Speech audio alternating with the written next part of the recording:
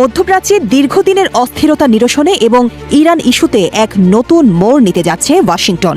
মার্কিন president Donald Trump ইরানের সঙ্গে একটি স্থায়ী ও দীর্ঘমেয়াদী চুক্তিতে পৌঁছাতে 6টি প্রধান শর্ত নির্ধারণ করেছেন। সংবাদ মাধ্যম অ্যাক্সিওসের এক প্রতিবেদনে এ তথ্য জানানো হয়। ব্রেকিং নিউজ, প্রিয় দর্শক, এইমাত্র পাওয়া খবর। মধ্যপ্রাচ্যের অস্থিরতা তাহলে কি সমঝোতায় পরিণত হতে চলেছে, নাকি ওয়াশিংটনের নতুন যুদ্ধ কৌশল? ট্রাম্পের 6 শর্ত মেনে নেবে কি ইরান? বাস্তবিক অর্থে ইরান কি রাজি হবে ওয়াশিংটনের প্রস্তাবে? সম্পূর্ণ সংবাদ দেখতে সরাসরি চলে যায় টিভির পর্দায়। নতুন নতুন সংবাদ দেখতে পাশে থাকবেন।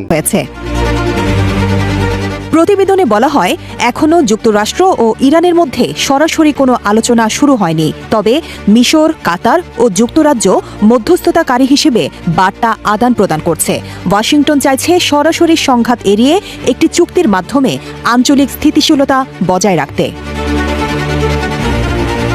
মার্কিন কর্মকর্তাদের সূত্র মতে, ইরানের পারমাণবিক ও সামরিক শক্তি নিয়ন্ত্রণে ট্রাম্প প্রশাসন যে শর্তগুলো দিয়েছে তা অত্যন্ত কঠিন।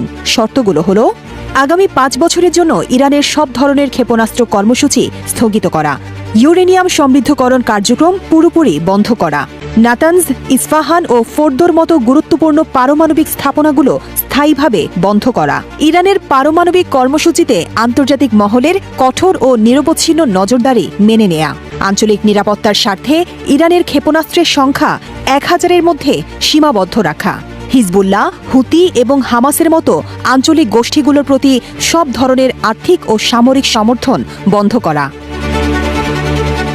এই চুক্তির মাধ্যমে মূলত হরমুজ প্রণালীর নিরাপত্তা নিশ্চিত করা এবং ইরানের উচ্চমাত্রার সমৃদ্ধ ইউরেনিয়াম মজুদ কমিয়ে আনাই ওয়াশিংটনের প্রধান লক্ষ্য। বিশ্লেষকরা মনে করছেন, ইরানের আঞ্চলিক প্রভাব এবং প্রতিরক্ষা ব্যবস্থা নিয়ে ট্রাম্পের এই শর্তগুলো তেহরানের জন্য মেনে নেওয়া কঠিন হতে পারে। অন্যদিকে ইরান জানিয়েছে, তারা আলোচনায় আগ্রহী হলেও শর্তগুলো খুব কঠিন। দেশটির পররাষ্ট্রমন্ত্রী আব্বাস আরাকচি বলেন, হরমুজ প্রণালীর পরিস্থিতি স্বাভাবিক করতে হলে যুক্তরাষ্ট্র ও ইসরায়েলকে আগে হামলা বন্ধ করতে হবে এবং ভবিষ্যতে আক্রমণ না করার নিশ্চয়তা দিতে হবে। বিশ্লেষকদের মতে, কঠোর এই শর্তগুলোর কারণে দ্রুত কোনো সমঝোতা হওয়া কঠিন হতে পারে। তবে মধ্যস্থতাকারী দেশগুলোর মাধ্যমে চলমান এই বার্তা আদান প্রদান মধ্যপ্রাচ্যে বড় ধরনের যুদ্ধ এড়ানোর একটি প্রাথমিক পদক্ষেপ হিসেবে দেখা হচ্ছে।